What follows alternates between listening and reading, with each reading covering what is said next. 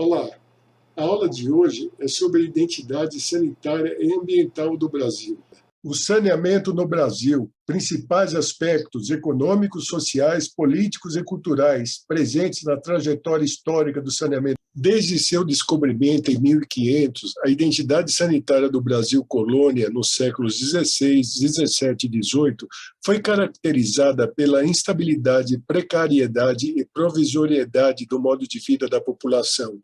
A economia era baseada na exploração dos recursos naturais. Com a descoberta do ouro, milhares de pessoas foram atraídas para o Brasil, o que caracterizou a primeira grande imigração estrangeira. O Brasil foi conquistado pelos rios, com as canoas de índio, feitas de casca de árvores, tiradas sem derrubar a árvore. A sociedade brasileira é fruto da miscigenação das etnias indígenas, branca e negra, das quais foram incorporados diversos hábitos e costumes referentes ao saneamento e à conservação da saúde. Do indígena provém hábitos salutares, como os banhos diários, a utilização de água pura, o uso de ervas medicinais e uma vasta cultura centrada no respeito pela natureza. O tráfico negreiro, iniciado por volta de 1550, foi intensificado com a corrida do ouro. Aos negros restaram a submissão ao trabalho escravo. Alguns deles, chamados de tigres, eram os agentes sanitários que esvaziavam os potes com dejetos das casas grandes, as quais abasteciam também com água para o uso diário. Dormiam em senzalas insalubres e promíscuas. O europeu branco colonizador acreditava que o hábito de tomar banho minava sua resistência contra as doenças. Nunca lavavam nem mesmo os pés e as roupas. Toda essa falta de higiene originou surtos epidêmicos de varíola e outras doenças terríveis. Os engenhos de moagem de cana-de-açúcar, pela necessidade de água, fez surgir os primeiros aquedutos rurais. E as plantações de café exigiam a instalação de canalizações de água para a lavagem dos grãos. Após os ciclos da cana e do ouro, surgiu o café no cenário econômico brasileiro, que sustentou a vinda de imigrantes portugueses, alemães e suíços. Início de fornecimento de água para a população por chafarizes, poços e cisternas, a partir do século XVIII. Os primeiros sistemas urbanos de abastecimento de água no Brasil surgiram no Rio de Janeiro, por volta de 1700. Em Ouro Preto e em São Paulo.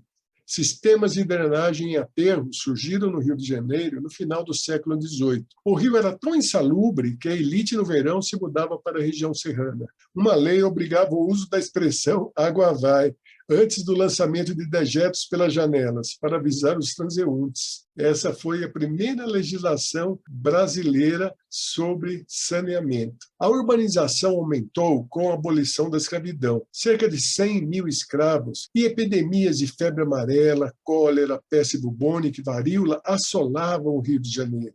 Recife, Fortaleza, onde na época, em apenas um dia, 1.000 pessoas morreram no auge do pânico, algumas eram sepultadas ainda vivas. Em meados do século XIX, com o crescimento das cidades, a insalubridade aumentou com as epidemias, o que obrigou a intervenção do Estado nas políticas sanitárias. Tudo isso no contexto histórico marcado pela transição do sistema escravagista para o capitalista e do regime monárquico para o republicano, que acelerou o desenvolvimento das políticas públicas, criação da primeira organização sanitária no Brasil e a Diretoria da Saúde Pública, por Dom João VI.